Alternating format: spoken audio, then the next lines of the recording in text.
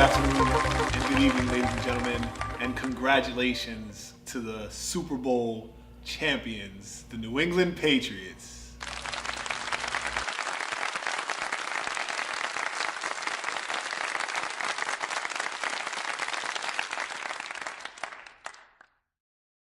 Awesome, and the surprise has already been spoiled because you guys just saw that Scribe is on the show, but welcome, my man, the one and only Supreme Scribe, hanging out with us on the couch today. What up, my man? I wish people could see how tall you really are. I mean, 6'2" not that tall, but it's just weird to ever look somebody in the eye for me, like, because I'm usually the tall person in the room, so when I have to look at somebody like eye to eye, it's like you feel offended. This is a right? challenge. Yeah, like, I'm the tallest guy in the room. Yeah, like what are you doing right now? So what's up, bro? Tell the people who don't know who Supreme Scribe is a little bit about yourself. I am Supreme Scribe. I'm from Providence, Rhode Island. I reside in Cranston, Rhode Island. I'm an artist. I've been doing this since I was about 15, but I've always been a man of words, you know. Been writing since I was a kid. Poems, films, music, whatever it may be. And they're going to know a lot about me in time being. There you go. There you go. Summed it up. I thought he was going to start inviting people over. He was like, from Providence. But I'm in Cranston. So they're more than welcome to come over. So what are some of the projects you're working on right now? Actually, in March, I want to drop a project called Everything I Dreamed Of. And I wanted to drop before I go on tour with Spaka, actually. Nice. Everybody, a lot of people know Spaka. Shout out Spaka Summer. Yeah, we're going to go on tour, and he's headlining. So before that, I want to drop a mixtape called Everything I Dreamed Of in March, so be on the lookout for that. Word. What's that? What's the feel on that one? What's it gonna be? It's just the debut, bro. The debut. It's just this project will embody who I am as an artist, basically. You know what I mean? The storytelling, the turn up, whatever it may be, the ups, the downs. It's gonna be real, man. So what inspires you? What's driving It's you? everything, bro. Just like I'm still working a 9 to 5, man. Just like daily conversations with people. You see people from all over, man. Like people older, younger, people from money, people from dirt. It's just daily. My little brother, you know what I mean? Just family, just daily conversations and seeing people grow up and really do some good things. I'm surrounded by a lot of good people, so that's just inspiration every day. Like I feel like I can't let them down. I know what I was meant for. You know what I mean? So I can't let that slip. I'm in that same boat. I got 5 siblings. Every time I wake up, I'm like, how can I do stuff to not let them down? Honestly. Sometimes it's a lot of pressure, but you just like, you know what? Like, this is what I signed up for, I guess. Exactly. Like, by choosing to be born first. This is what you're the oldest as well. I am too, bro. Yep. As the oldest, right? Like, I made that decision, so gotta own up to it. Yeah. And you get treated the roughest as the oldest too. Yeah, definitely. You get the short end of the stick. Sometimes you get a lot of benefits. Low key the favorite. But low key the favorite. But they got it so much easier, bro. So much easier. But that's because they got us. Yeah, exactly. That's because they got us. That's why it's easier. You know what I mean? Yeah. That's definitely why. So what else people not know about Scribe? Scribe's holding it down. Scribe. I mean, if they watch me by my show, they probably think that I was a really like souped up crazy guy, but as you can see, I'm really laid back. I'm kind of boring. I watch sports, play video games, watch movies. I love Quentin Tarantino. That's my favorite director. Okay. Like I'll just watch his movies time and time again and try to come up with ideas, and even inspires my music. So like little stuff like that. Like they probably look at me and like, oh, this dude's all over. Nah, I'm boring. If I'm not doing music, I'm not in the studio. I'm probably just at home playing 2K, just kicking. Oh man, laid 2K. back. I'm not the turn up. I am not. Oh man. 2K. What's your favorite Tarantino movie?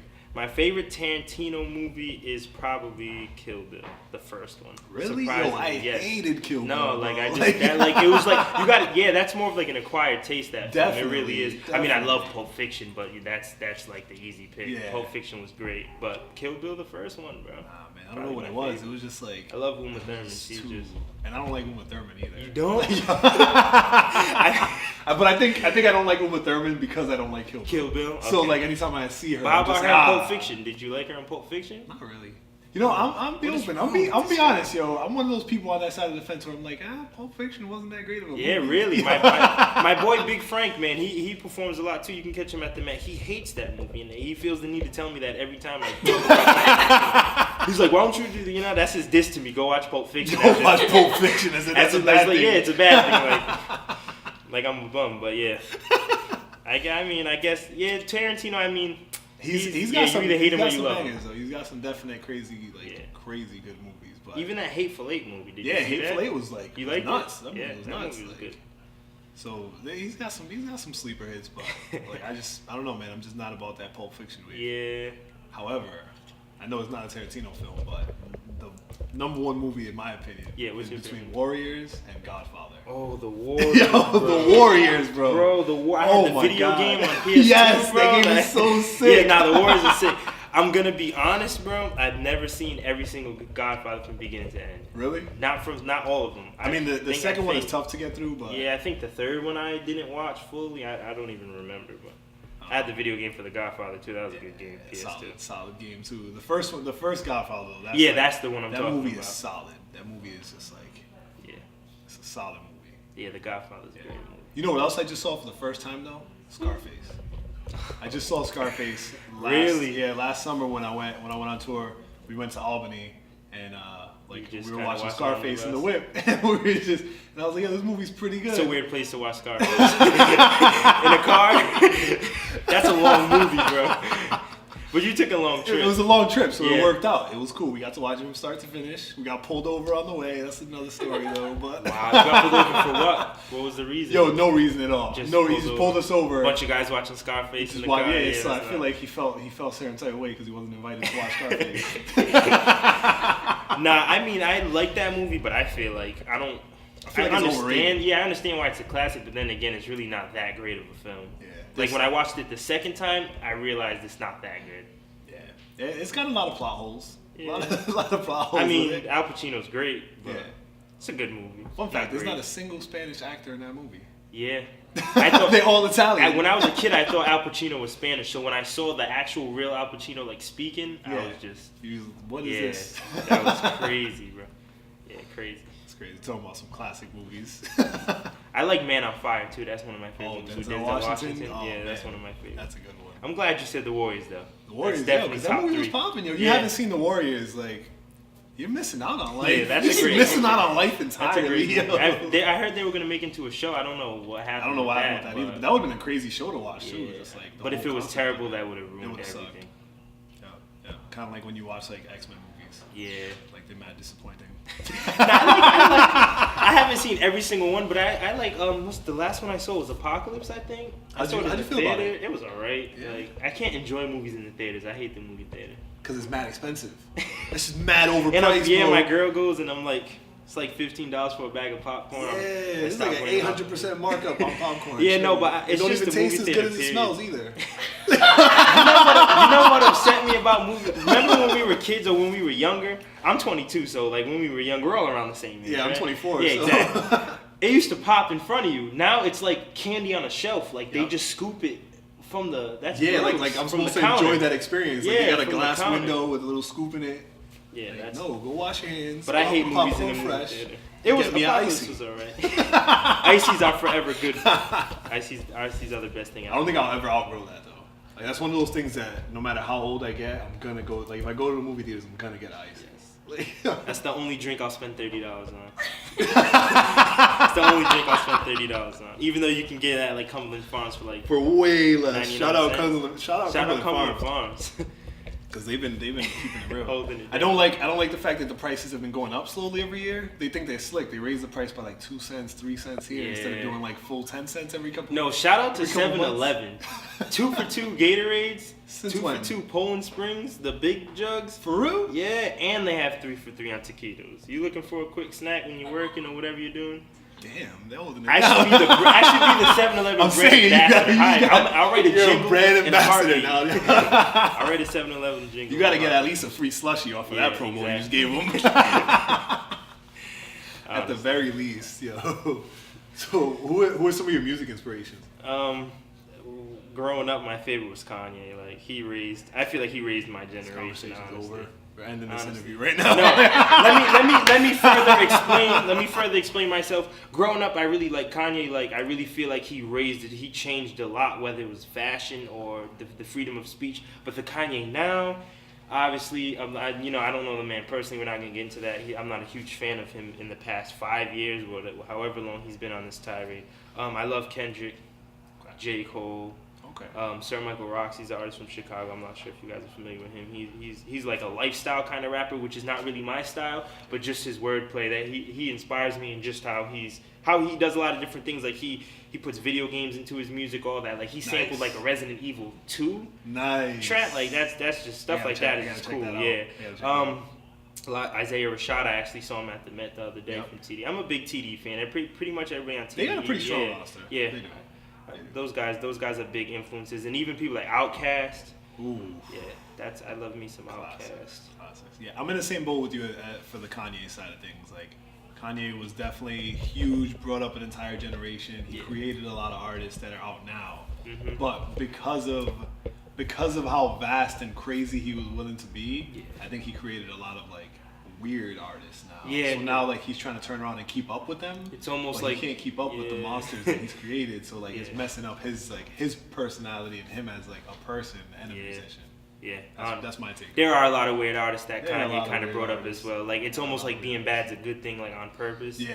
You know, I'm not one to judge. Art, it's art, man. No one can tell you what's good and what's bad. That's true. But personally, there's a lot of people I feel like they take it as a joke. It's almost a joke to them. Like just say whatever the hell you want first take and put it out, and people are gonna like it because you know you are who you are. Exactly. And the name behind it. But I can agree with that. That's crazy. So where can people keep up with you when you start dropping new music? Pretty much every social media I have is at Supreme Scribe. SoundCloud is Supreme Scribe. You can find me on there, Facebook, Instagram, Twitter, SoundCloud. But the main spots would be SoundCloud and Facebook. And even YouTube, Supreme Scribe, same thing. Word. Well, as though we just had a sick conversation about movies with Supreme Scribe. So make some noise for him, man. Before we go, what song are you going to bless the stage with tonight? I'm going to bless the stage with a song I wrote called Impatient. I actually dropped the video on YouTube not too long ago. You can check it out. And it's basically just like a little intro track. My first video I ever dropped, basically just explaining how like I was growing a little impatient within the process of becoming an artist. Like I said, I've been doing this since I was 15. I'm 22 now. And it just was 7 hard years of really trying to find myself, not only as a person, but as an artist, you know what I mean? Just really trying to find my sound. What did I like? Instead of trying to sound like somebody else, you know, really just working at that and just teaching myself actual music, you know what I mean? Whether it's producing, playing instruments, like really trying to embody what I wanted to become. So this track basically just explains how I'm ready. Like I'm ready to go. I'm ready to let loose. I'm ready to let the world hear what I got. So let's let the world hear what you got. Yes, one more time for Supreme Scribe, and we'll be right back.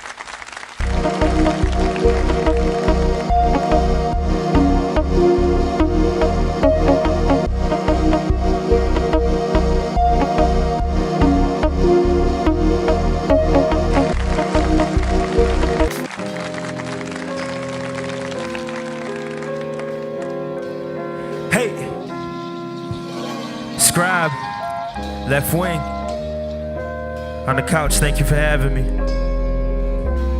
Shout out Vega. Hey,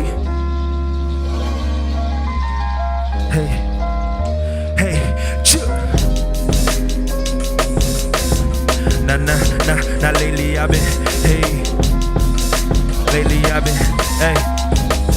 look. I've been growing impatient, I'm sick of waiting. I see so many basic, go make it become the favorite. See, my daddy always told me I'm too real to be famous. They measure wealth, they can't measure all this heart that I came with the change hit. So the top where I'm aiming can't be complacent. The road to chasing all these green faces detoured by fakeness. Before I can relate it to when we first had our laces, who knew that I would be racing with my face sealed in this casing? I seen a lot of faces, same old, they still hating. They tell me I can't do it cause in fear they feel the safest. If you never take a risk, never fall, you never bring it. Well, I'm jumping off the cliff. Pray to God that I hit greatness. I always felt I was a bridge between the gap of what's real and what is rap. Show them that we all that. Rip up that audio crack. Mix that boom with that pep. Lift this weight up off my back and put my statement on the map. And my flag been staying hooked. All I feel is pain. In my rain, I learned to cope. Getting cold, grab a coat. You can try to bend in social state, but can you stay afloat? If your neighbor is the first to poke a hole right in your boat, I know,